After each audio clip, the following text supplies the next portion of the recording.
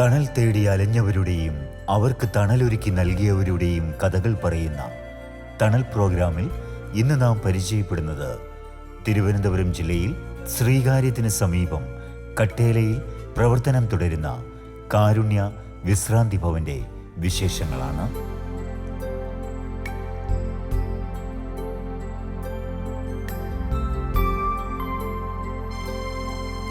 Malankara orthodox സഭയുടെ കീഴിൽ തിരുവനന്തപുരം ഉള്ളൂർ കേന്ദ്രമാക്കി ഭാഗ്യസ്മരണാർഹനായ സഭാരത്നം ഗീവർഗീസ് മാർ ഒസ്താത്തിയോസ് തിരുമേനിയാൽ സ്ഥാപിതമായ സെന്റ് തോമസ് കാരുണ്യ ഗൈഡൻസ് സെന്ററിന് കീഴിൽ 1999 പ്രവർത്തനം ആരംഭിച്ച സ്ഥാപനമാണ് കാരുണ്യ വിശ്രാന്തി ഭവൻ.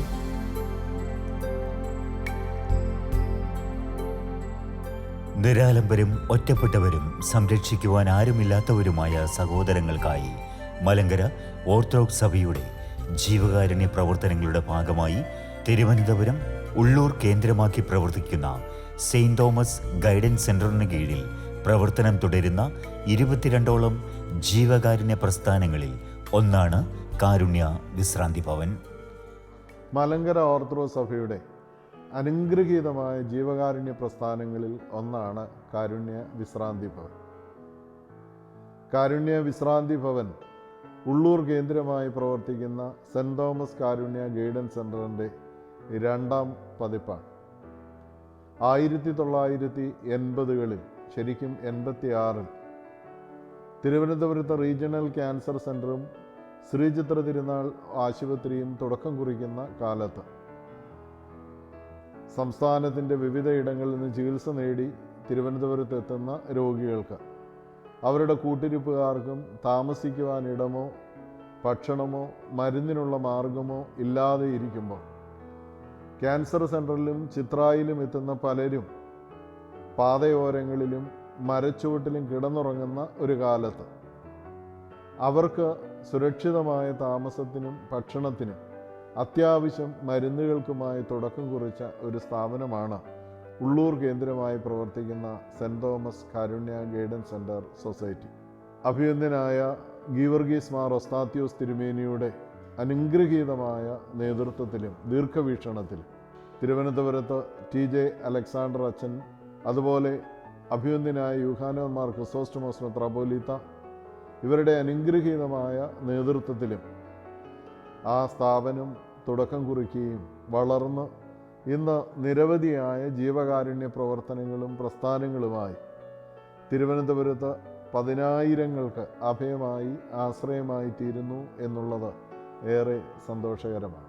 വിദഗ്ധ ചികിത്സ തേടി സംസ്ഥാനത്തിൻ്റെ വിവിധ ഭാഗങ്ങളിൽ നിന്നും അയൽ സംസ്ഥാനങ്ങളിൽ നിന്നും തിരുവനന്തപുരത്തെത്തുന്ന രോഗികൾക്ക് അവരുടെ കൂട്ടിരിപ്പുകാർക്ക് താമസവും ഭക്ഷണവും എന്ന നിലയിൽ ചെറിയ രീതിയിൽ തുടക്കം കുറിച്ചതാണ് ഗൈഡൻസ് സെൻ്റർ.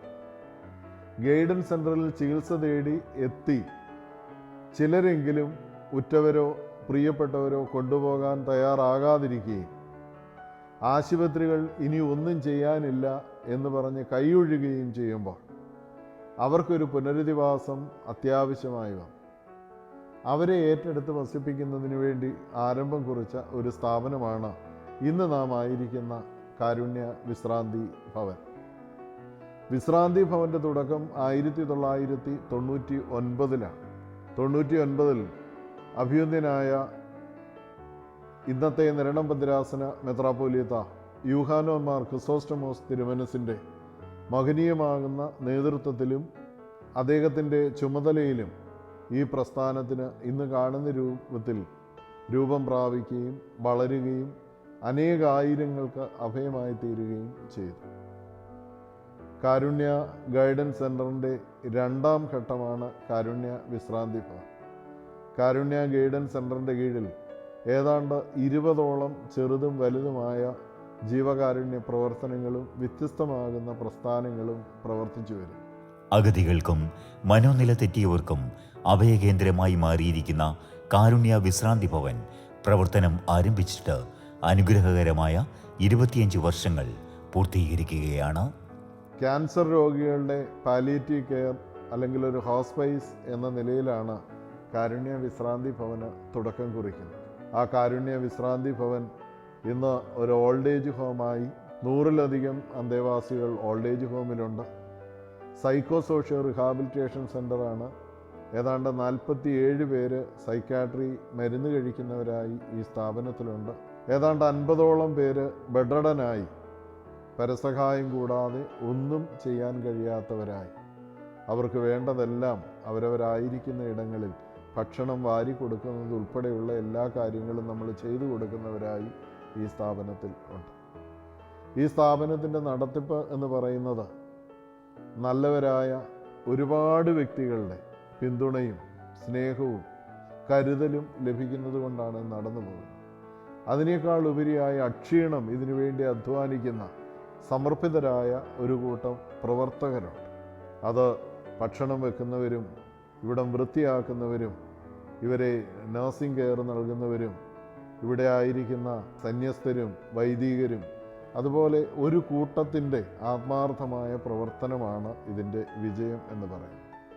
ഏതാണ്ട് 3000-ഓളം അന്തേവാസികൾ ഈ സ്ഥാപനത്തിൽ വന്ന് പാർത്ത് അവർ ഇവിടം വിട്ട് പോവുകയുണ്ടായി.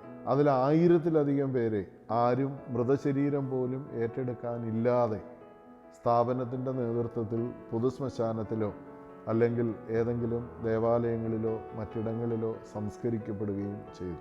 വിശ്രാന്തി ഭവൻ ഒരു ക്ലിനിക്കാണ്, ഹോസ്പേസാണ്, പാലിയേറ്റീവാണ്, ഓൾഡ് ഏജ് ഹോമാണ്, സൈക്കോ സോഷ്യോ റിഹാബിലിറ്റേഷൻ സെൻ്ററാണ്. ഒരു കൂരയ്ക്കുള്ളിൽ 4ഓളം ജീവകാരുണ്യ പ്രവർത്തനങ്ങൾക്കാണ് കാരുണ്യ വിശ്രാന്തി ഭവൻ കേന്ദ്രമായി മാറിയിരിക്കുന്നത്. മലങ്കര ഓർത്തഡോക്സ് സഭയുടെ ഭാഗ്യസ്മരണാർഹനായ ഗീവർഗീസ് മാർ ഒസ്താത്യോസ് തിരുമനസിൻ്റെ ദീർഘവീക്ഷണവും അദ്ദേഹത്തിൻ്റെ കാഴ്ചപ്പാടുകളുമാണ് ഇപ്രകാരം ഒരു സ്ഥാപനം ആരംഭിക്കുവാൻ കാരണമായി.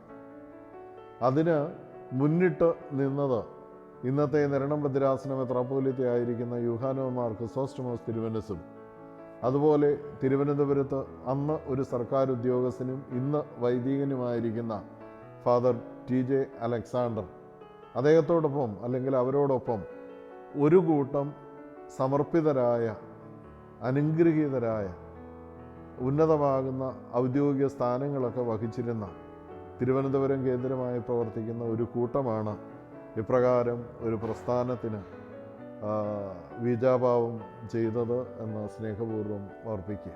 പരിചരണവും സാന്ത്വനവും മാത്രമാണ് ആവശ്യം എന്ന് വൈദ്യശാസ്ത്രം കൈയൊഴിയുന്നിടത്താണ് കാരുണ്യ വിശ്രാന്തി ഭവൻ അനേകർക്ക് ആശ്രയമായി തീർന്നത്.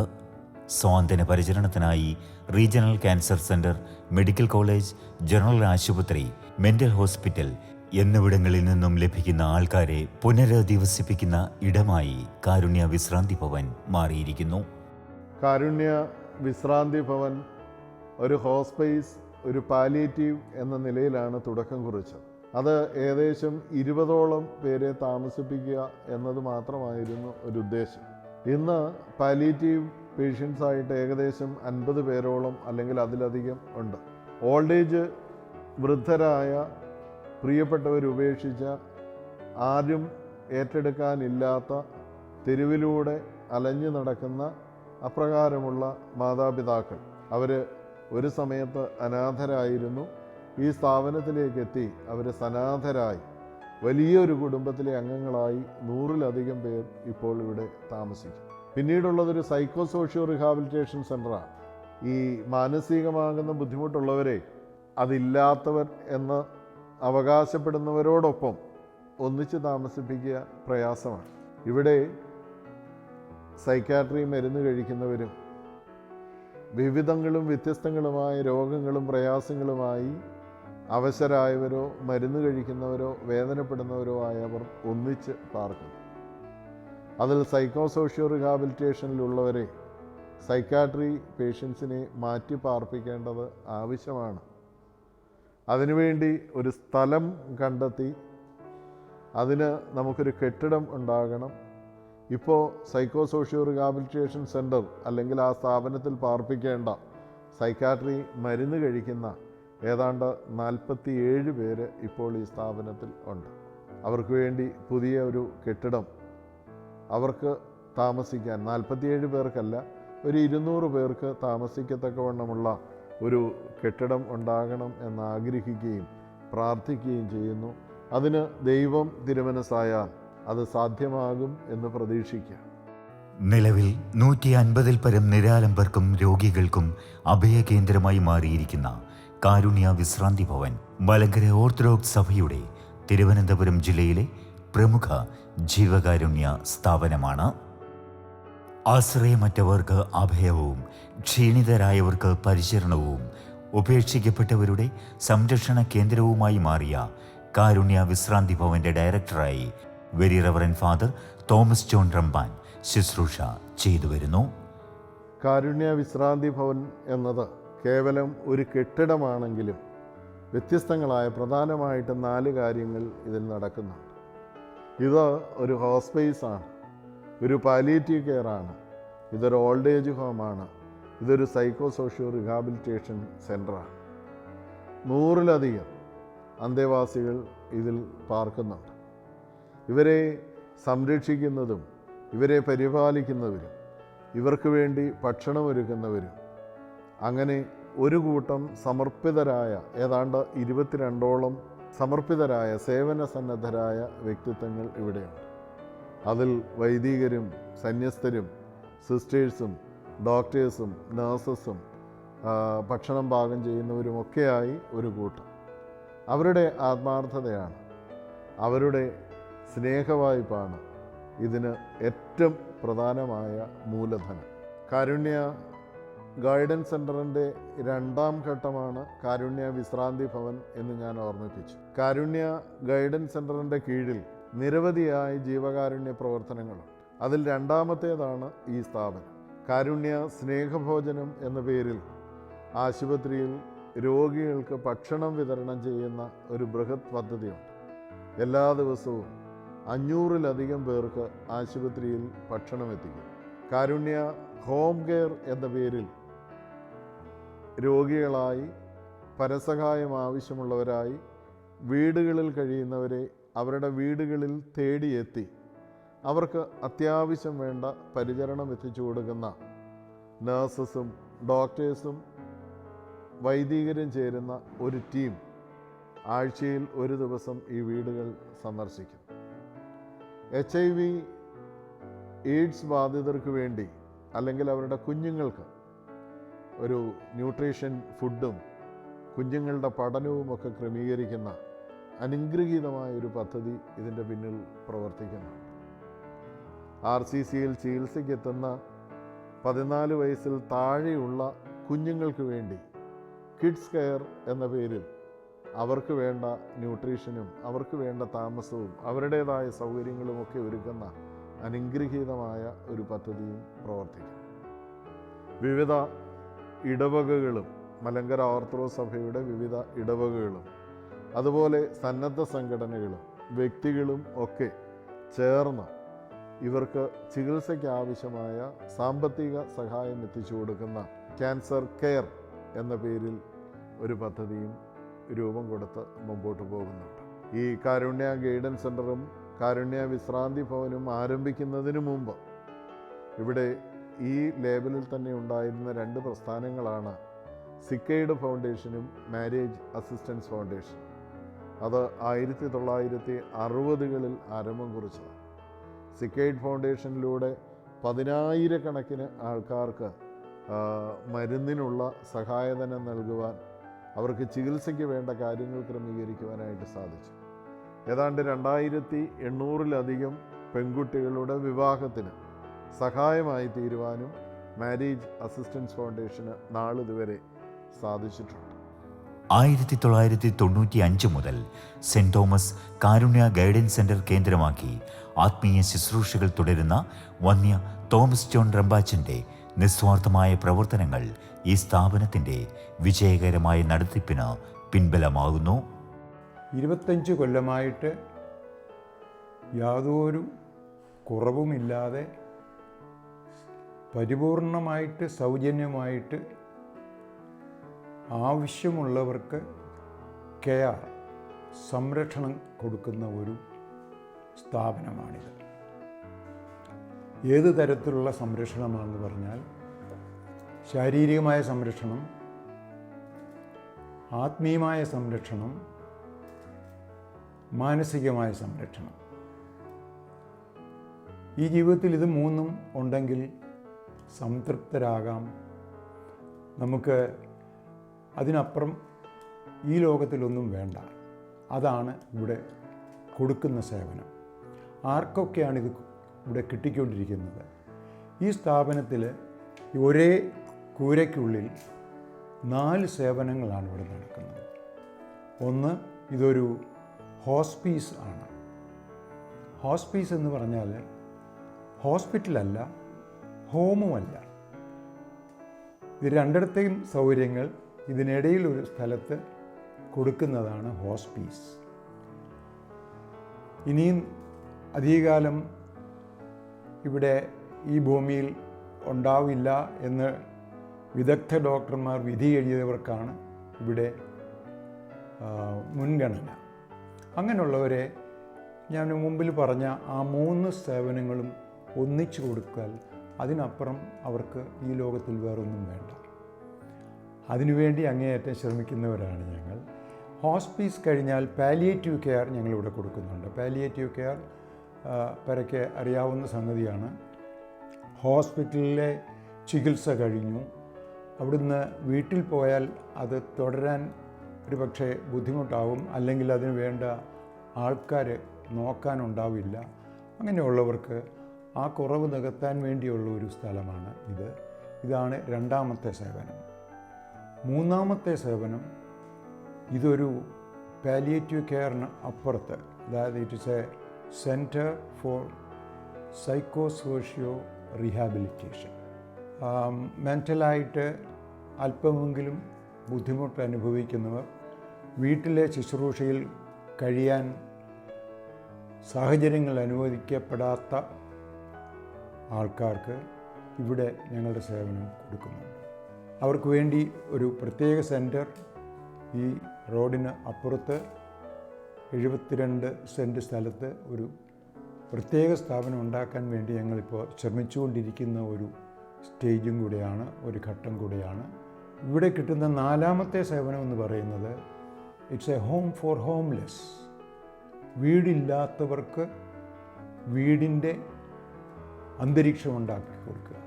അതിൽ നേരത്തെ ഞാൻ പറഞ്ഞ 3 ഘടകങ്ങളുമുണ്ട്: ശാരീരികമായ സംരക്ഷണം, ആത്മീയമായ സംരക്ഷണം, മാനസികമായ സംരക്ഷണം. ഈ 4 സേവനങ്ങൾ ഒരു കൂരയ്ക്കുള്ളിൽ ഇവിടെ കൊടുക്കാൻ ഞങ്ങൾ അങ്ങേയറ്റം ശ്രമിച്ചുകൊണ്ടിരിക്കുകയാണ്. കഴിഞ്ഞ 25 കൊല്ലമായിട്ട്. ഇനിയും അത് മുന്നോട്ട് തന്നെ പോയിക്കൊണ്ടിരിക്കുമെന്നുള്ള ആത്മവിശ്വാസത്തോടു കൂടിയാണ് ഞാൻ ഈ സേവനത്തിൽ ആക്റ്റീവായിട്ട് ഇപ്പോൾ ഇറങ്ങിയിട്ടുള്ളത്. ആരംഭകാലം മുതൽ ഈ സ്ഥാപനത്തിൽ പ്രവർത്തിക്കുന്ന സന്യസ്തരും കാലാകാലങ്ങളിൽ വന്നു ചേർന്ന നിസ്വാർത്ഥരായ സേവകരും ഈ സ്ഥാപനത്തിൻ്റെ ദൈനംദിന പ്രവർത്തനങ്ങൾക്ക് ഊർജവും ശക്തിയും പകരുന്നു. കാരുണ്യ വിശ്രാന്തി ഭവനിൽ ഞാൻ വന്നിട്ട് 26 വർഷമായി. ആലംബഹീനരും അശരണമായിട്ടുള്ള ഇവരോട് കൂടെ 26 വർഷമായിട്ട് ഇവരുടെ കൂടെ നിന്ന് സേവനം ചെയ്യുവാൻ എന്നെ ഈശ്വരൻ അനുഗ്രഹിച്ചു.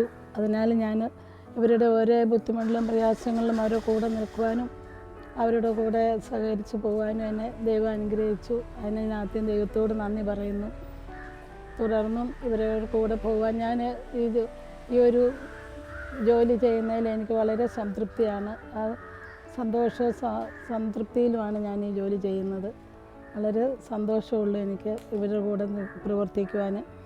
ഇവരുടെ ഓരോരുത്തരുടെയും മക്കൾ ഉപേക്ഷിച്ചവരും ആരുമില്ലാത്തവരായി വന്ന് കിടക്കുന്ന ഇവരെ സഹായിക്കുന്നതിനും അവരുടെ ഓരോ ആവശ്യങ്ങൾ ചെയ്തു കൊടുക്കുന്നതിലും ഞാൻ വളരെ സന്തോഷത്തിലും വളരെ തൃപ്തിയിലുമാണ് ചെയ്യുന്നത്.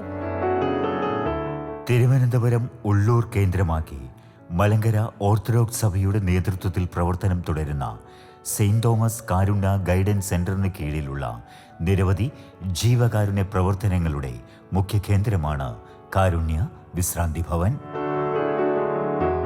1995 ഞാൻ എറണാകുളത്ത് പ്രവർത്തിക്കുമ്പോൾ ബഹുമാനനായ വിശ്വാസ തിരുമേനി എന്നെ വിളിച്ച് ഈ തിരുവനന്തപുരത്തേക്ക് വരുത്തി. എന്നോട് പറഞ്ഞു, ഒരു വലിയൊരു സ്ഥാപനം തുടങ്ങാൻ പോകുന്നു, അത് കാരുണ്യ വിശ്രാന്തി ഭവനാണ്. അന്ന് ഈ സ്ഥാപനം ഒന്നുമില്ല. അതുകൊണ്ട് ഞാൻ 6 മാസം കാരുണ്യ ഗൈഡൻസ് സെൻ്ററിൽ താമസിച്ചു. അവിടെ താമസിച്ചപ്പോൾ താമസിച്ചുകൊണ്ട് ഈ സ്ഥാപനത്തിൻ്റെ പണി ആരംഭിച്ചു. ആദ്യം ചെറിയൊരു വീട് പണിത് ഞാൻ വീട്ടിൽ താമസിച്ചുകൊണ്ട് ഈ വിശ്രാന്തി ഭവൻ്റെ പണി ആരംഭിച്ചു. ഏതാണ്ട് 5 വർഷം കൊണ്ട് കാരുണ്യ വിശ്രാന്തി ഭവൻ്റെ പണി പൂർത്തിയായി. 98 ആദ്യമായിട്ട് ക്യാൻസർ പാലിയേറ്റീവ് കെയർ ആൾക്കാരെ ഈ വിശ്രാന്തി ഭവനിൽ എടുത്തു. അന്ന് മുതൽ ക്യാൻസറിൻ്റെ പാലിയേറ്റീവ് കെയർ ആൾക്കാരെ ഫീമെയിലും മെയിലും ആൾക്കാരെ ഈ സ്ഥാപനത്തിലെടുത്ത് സംരക്ഷിച്ചു വരുന്നു. ആ കൂടെ തന്നെ ഓൾഡ് ഏജ് ഹോം ആ ആൾക്കാരെയും ഇവിടെ എടുക്കുന്നു. ഓൾഡ് ഏജ് ഹോം എന്ന് പറഞ്ഞാൽ ആരും ഇല്ലാത്തവരും വഴി അലഞ്ഞു കിടന്നവരും ആർക്കും വേണ്ടാത്തവരും ബന്ധുക്കളുണ്ടെങ്കിലും നോക്കാൻ ആരുമില്ലാത്തവരും ഇങ്ങനെയുള്ള ആൾക്കാരെയാണ് എടുക്കുന്നത്. പിന്നെ പോലീസുകാർ കൊണ്ടുവരുന്നതും അവർക്ക് വഴിക്ക് നിന്ന് കിട്ടുന്നതും ആൾക്കാരെ ഈ സ്ഥാപനത്തിൽ സംരക്ഷിക്കുന്നു. അതാണ്ട് 10-30 വർഷമായിട്ട് ഞാൻ ഈ സ്ഥാപനത്തിൽ പ്രവർത്തിക്കുന്നു. ഏതാണ്ട് 4,000 ആൾക്കാരോളം ഈ സ്ഥാപനത്തിൽ വന്ന് താമസിച്ച് പോയിട്ടുണ്ട്. അതിലൊരു 3,000 ആൾക്കാരോളം ഈ സ്ഥാപനത്തിൽ വെച്ച് തന്നെ മരണപ്പെട്ടു പോയിട്ടുണ്ട്.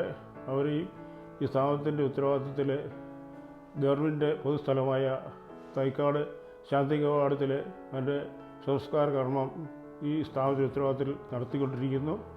ഇന്നും അതുപോലെ നടത്തിക്കൊണ്ടിരിക്കുന്നു. ഇപ്പോഴും ഇവിടെ ഏതാണ്ട് 110 ആൾക്കാരോളം താമസിക്കുന്നുണ്ട്. എല്ലാ കാര്യങ്ങളും ഭംഗിയായിട്ട് ഇതുവരെ നടന്നു പോകുന്നു.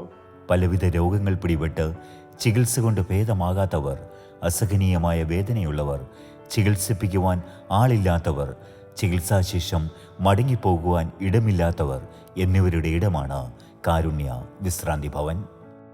സഹജീവി സ്നേഹത്തിൽ അധിഷ്ഠിതമായ ക്രൈസ്തവ പ്രവർത്തനങ്ങളിലൂടെ കാരുണ്യ വിശ്രാന്തി ഭവൻ പ്രവർത്തനം ആരംഭിച്ചിട്ട് 25 വർഷങ്ങൾ പൂർത്തീകരിച്ചിരിക്കുന്നു.